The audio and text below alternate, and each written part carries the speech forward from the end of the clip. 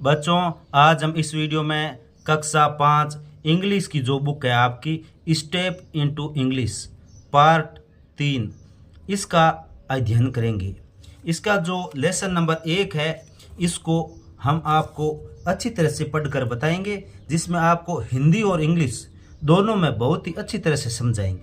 और इसकी एक एक मीनिंग को हमने लिख कर तैयार किया है, ताकि जो भी कठिन मीनिंग है वो आप इस लेसन के लास्ट में लिख लेना। हम जैसे ही एक पैराग्राफ पूरा होगा उसकी जो मुख्य मीनिंग है वो आपको बता देंगे। और इसके जो भी प्रश्न उत्तर है वो भी हमने लिख कर इसी के अंदर तैयार किया है, ताकि आपको एक बार में ही ये पूरा लेसन अच्छी तरह से समझ में आ जाए। तो आप लास्ट तक एक बार इस लेसन को अच्छी तरह से देखें और इससे याद करें, और जैसे हमने प्रश्न उत्तर किया है वैसा वैसा नोटबुक में लिखें, ताकि आपका अपना गृह कार्य पूरा हो जाए और आपको किसी प्रकार की समस्या न आए। तो अब शुरू करते हैं lesson number 1। Lesson number first, I found out my self. मैंने स्वयं पता लगाया, यानी जो लेखक है जो भी बातें हैं उसका स्वयं पता लगा रहे हैं और उसके बारे में ये यहाँ पे बता रहा है। तो हमें उस लेखक की क्या क्या बातें हैं अंग्रेजी में लिखी हुई उसको अच्छी तरह से समझना है। लेट्स एक्सप्लोर, यानी आइए पता लगाते हैं। Different people tell us different thing. Different यानी अलग अलग, पीपल यानी लोग, टेल यानी बताना, और थिंग्स यानी वस्तुएं, यानी अलग अलग लोग हमें अलग अलग बातें बताते हैं। As we come to know about them, और जैसे ही हमें पता चलता है उसके बारे में, वी डिस्कवर यानी खोजते हैं, that some of those things were true while others were not. यानी जो भी बातें बताई गई थी उसमें कुछ बातें तो सत्य है, बाकी सभी असत्य होती है, यानी सत्य नहीं होती है। Tell your friends about something that you were told and later you found it was not true. यानी आपको अपने मित्र को यह बात बताना है कि जो बात आपने बताई थी और बाद में जब मैंने इसका पता किया तो वो सभी बातें गलत थी या सही नहीं थी। When I was younger, जब मैं यंगर था, my grandmother used to tell me that if I did not finish my food, यानी जब मैं यंगर था तो मेरी दादी जी ने कहा था, if you did not finish your food, अगर आप अपना भोजन समाप्त नहीं करोगे या पूरी तरह से खाना नहीं खाओगे, a camel would come and take me away, एक ऊँट आएगा और मुझे उठाकर ले जाएगा। Later I found out that camels only like to eat plants and they don't care about kids not finishing their food। और बाद में जब मुझे पता चला कि जो ऊँट है वो केवल प्लांट्स यानी पौधे खाता है, दे डोंट केयर यानी उससे इससे कोई मतलब नहीं है कि kids not finishing their food, यानी बच्चे अपना भोजन पूरा नहीं कर रहे हैं या अपना खाना कंप्लीट रूप से नहीं खा रहे हैं, इससे ऊँट को कोई मतलब नहीं है। लेट्स रिसाइट, यानी आइए पठन करते हैं। अब जो लेखक ने बातें लिखी है उसको पढ़ते हैं। इसकी कुछ मीनिंग होगी वो मैं इस पैराग्राफ पूरा करने के बाद आपकी मुख्य मीनिंग है वो बता देंगे, और फिर आगे जो पैराग्राफ आएगा उसकी आगे और बताएंगे। Someone told me school was all work, यानी किसी ने मुझे बताया कि स्कूल में केवल काम ही काम होता है, केवल पढ़ाया ही पढ़ाया जाता है।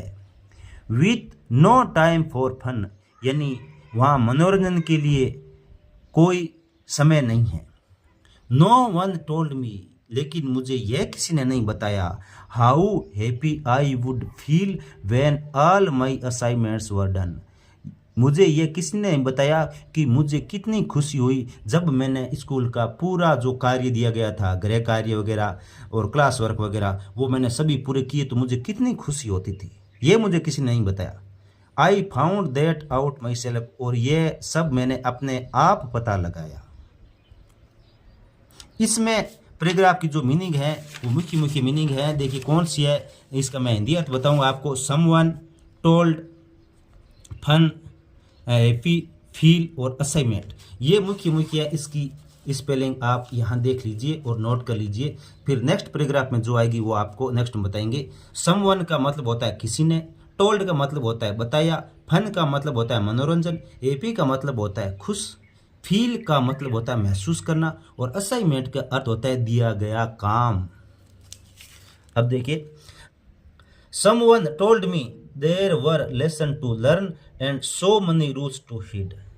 किसी ने मुझे बताया कि वहाँ पाठ याद करने होते हैं और बहुत से नियमों का ध्यान देना होता है. No one told me I would find such magic in the book I would read.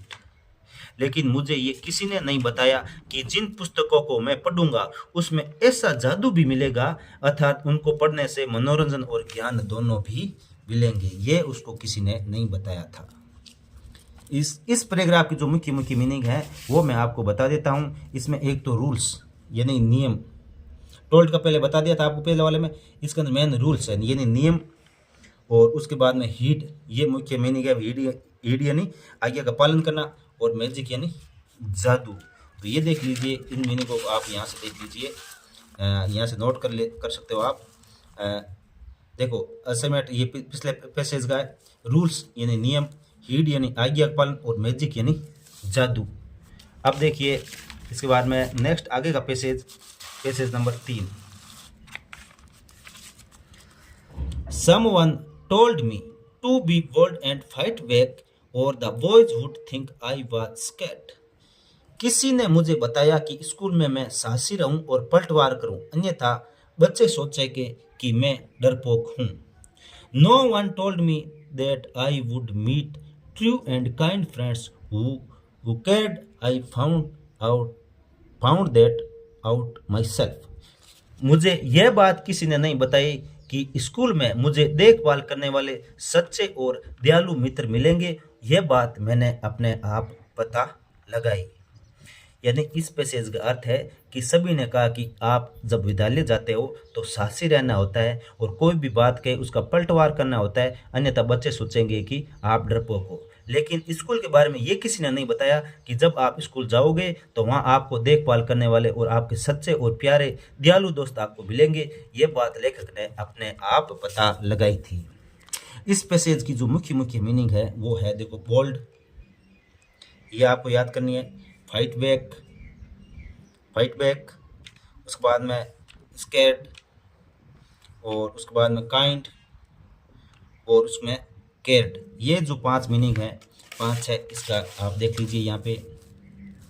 Bold यानी साहसी, फाइट बैक यानी पलटवार करना, स्कैर्ड यानी डरपोक, और काइंड यानी दयालु, और केयर्ड यानी देखभाल करना.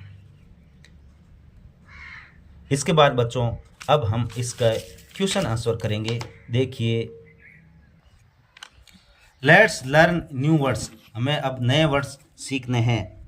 देखिए, let's learn some new words. Find the meaning of the following words from your dictionary and use them in your own sentence.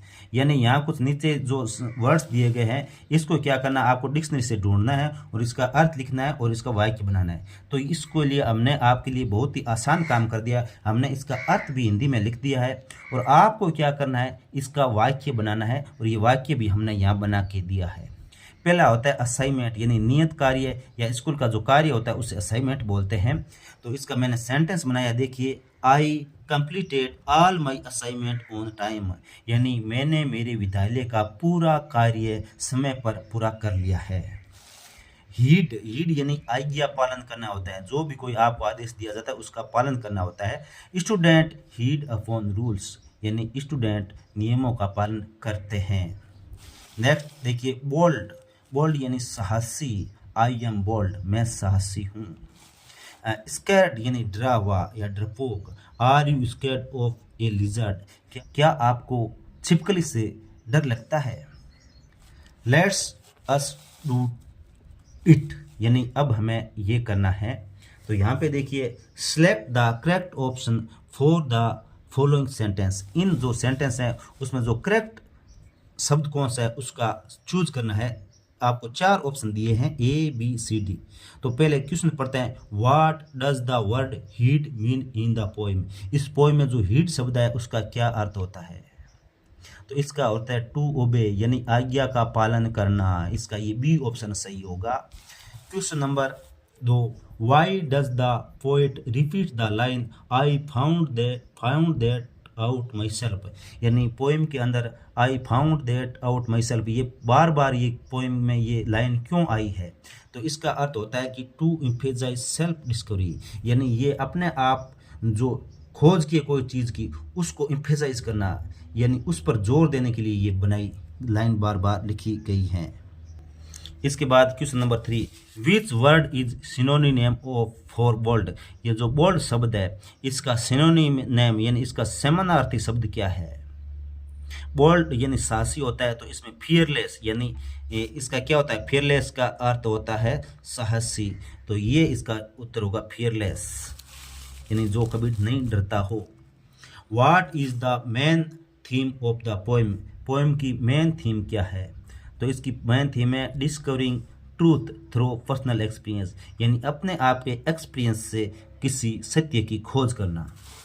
Question 5, which adjective is used in the poem to describe a book, इस poem में किताब की विशेषता बताने के लिए कौन सा शब्द उपयोग किया गया है? तो ये इसका होगा मैजिक यानी जादू, ये इसमें ये एडजेक्टिव है, ये इसका उपयोग किया गया है। अब इसमें देखिए complete the table based on the poem, poem के आधार पर इसको कंप्लीट करना है। पहले देखिए थिंग्स, यानी इस पोएम में कौन कौन सी थिंग वस्तुओं को बात कही गई है, कौन सी चीज़ों की बात कही गई है? तो 3 पैराग्राफ है, तो ये 3 हमने ये जो यहाँ दे रखे हैं इनको तीनों को 3 पैराग्राफ आधार पर कंप्लीट किया है। व्हाट पीपल सेड, लोगों ने क्या कहा, और what the narrator found out, यानी लेखक को क्या प्राप्त हुआ। तो देखिए इसमें पहला पैसेज है, उसमें स्कूल का नाम आया, फिर फन एंड फिर असाइनमेंट, यानी स्कूल का आया, फिर फन यानी मनोरंजन का आया, असाइनमेंट यानी घर कार्य जो काम होमवर्क देते हैं उसका आया। तो इसमें देखिए school was all work with no time for fun, यानी लोगों ने बताया कि स्कूल में केवल काम ही काम होता है, वहाँ मनोरंजन के लिए कोई समय नहीं होता है। तो नरेटर फील्ड हैप्पी, नरेटर को क्या पता लगा, नरेटर ने खुद को बहुत खुशी हो रही है। When all assignment were done, और नरेटर को तो बहुत खुशी हो रही थी, बहुत उत्साह हो रहा था जब उसने अपना गृह कार्य पूरा किया। Lesson 2 learn and rules to heed, यानी दूसरे पैराग्राफ में कहा गया है कि स्कूल में बहुत सारे लेसन पढ़ने पड़ते हैं और स्कूल के नियमों को पालन करना पड़ता है। There were lesson to learn and rules to heed, यानी स्कूल में बहुत सारे लेसन पढ़ने पड़ते हैं और पढ़ाई करनी पड़ती है और बहुत सारे नियमों का पालन करना पड़ता है। अब लेखक को क्या लगा, narrator found magic in the book he read, और मेटर को तो बहुत जादू लगा, जादुई तरीके से उसको सब चीज़ें अच्छी लगी जब उसने उस बुकों को पढ़ा, किताबों को पढ़ना शुरू किया। अब तीसरे पैराग्राफ में जो शब्द आए हैं वो बोल्डनेस, फाइट एंड फियर, ये शब्द आए हैं। People said to be bold, fight back and never be fearful, यानी लोगों ने उसको बताया था कि हमेशा स्कूल में साहसी रहना चाहिए और जो भी कुछ कहता है उसका पलटवार कर देना चाहिए, यानी वापस उससे झगड़ा करना चाहिए। नेवर बी फियरलेस, और कभी भी डरपोक नहीं होना चाहिए। लेकिन लेखक ने वहाँ क्या देखा, लेखक ने देखा कि narrator found out true kind and caring friends in the school, और लेखक को वहाँ जब स्कूल गया तो वहाँ अच्छे अच्छे दोस्त मिले, सब उसके केयर करने वाले मिले और सब दयालु दोस्त मिले। अब इसके बाद में इसका जो तीसरा क्वेश्चन है वो देखिए, right A note about the time when you discovered something on your oven, यानी ऐसी चीज़ों के बारे में आपको बताना है जो आपने स्वयं खोज की है। तो देखिए, when I was 7 years old, जब मैं 7 वर्षों का था, I thought camel hide behind sand dunes, और मुझे तब लगा कि जो ऊंट होते हैं वो जो सैंड ड्यून्स होते हैं, जो रेत के टिल्ले होते हैं उसके पीछे छुप जाते हैं। यानी जब लेखक 7 वर्ष का था उसको लगता था कि ऊंट होता है ये जो रेत के टिल्ले उसके पीछे छुप जाते हैं। लेकिन when I was in 5th class, और जब लेखक ने कहा कि जब मैं 5वीं क्लास में था, my parents carried me to Jaisalmer, और मेरे पेरेंट्स जो माता पिता है वो मेरे को जैसलमेर लेके गए। I went to watch sand dunes there, और मैं वहाँ जो सैंड ड्यून्स रेत के टीले वहाँ देखने गया। Then I found out that because of the same colour of sand and camels and shining heat, जब मैं वहाँ टीले देखने गया तो मैंने देखा कि जो मिट्टी है उसका कलर और ऊंट का कलर वो सेम है, सेम, और जब गर्मी पड़ती है तो उन दोनों का एक जैसा कलर होता है। दे कैमल बिकम इनविजिबल, और ऊंट हमें इनविजिबल हो जाता है। ये दोनों के कलर एक जैसा है तो ज़्यादा दूर से वो दिखाई नहीं देते हैं। Moreover high formation of sand dunes make camel invisible, और ज़्यादा मुझे पता चला कि ये जो टीले होते हैं वो बहुत बड़े बड़े होते हैं, इस वजह से ऊंट क्या दिखाई नहीं देता है, उसके पीछे चले जाते हैं। तब अब आता है next chatter सैंप।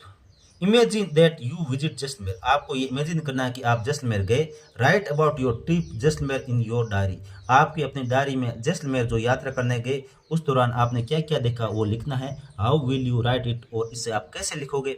Consider the following question, और इन क्वेश्चनों को पढ़ना है, यानी इन क्वेश्चनों के आधार पर आपको लेख लिखना है एक अच्छा सा जैसलमेर यात्रा गए उस पर। तो हम आगे वाले पेज पे आपको लिख के बताएंगे, पहले ये क्वेश्चन पढ़ लेते हैं। When did you go to Jaisalmer, आप जैसलमेर कब गए। व्हाट डिड यू सी, आपने वहाँ क्या देखा। किला देखा, मार्केट देखा, सैंड ड्यून्स यानी रेत के टीले देखे। व्हाट डिड यू ईट, आपने वहाँ क्या खाया। दाल बाटी चूरमा, कचौड़ी खाई। What was your favourite part of the trip, और आपको ट्रिप में सबसे अच्छा क्या लगा। तो देखिए नेक्स्ट पेज पर, अब यहाँ पर जैसलमेर जो ट्रिप थी, यात्रा थी, उसके बारे में हम आपको लिख रहे हैं। आप अच्छी तरह से अपनी नोटबुक में भी इसे लिख सकते हैं। 2 जुलाई 2025, ये समय आप अपने अनुसार लिख सकते हो। 2 जुलाई, 5 जुलाई, 25, 26, 27, जो भी आपका सन है वो उसमें उसके अनुसार आप लिख सकते हो। टुडे आई विजिट, मैं आज की यात्रा जैसलमेर विथ माई पेरेंट्स, आज मैंने जैसलमेर यात्रा की मेरे माता पिता के साथ में।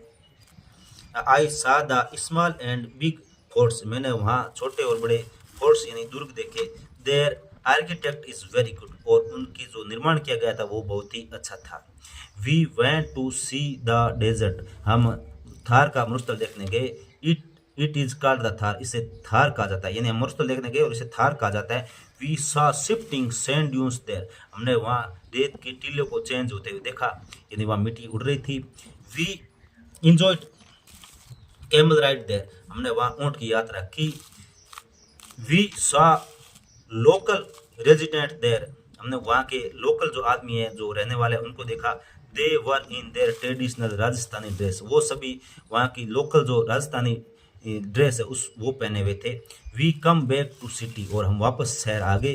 We enjoyed our meal of dal bati churma kachori, हम वापस शहर आए और वहाँ हमने दाल बाटी चूरमा खाया और कचौड़ी खाई।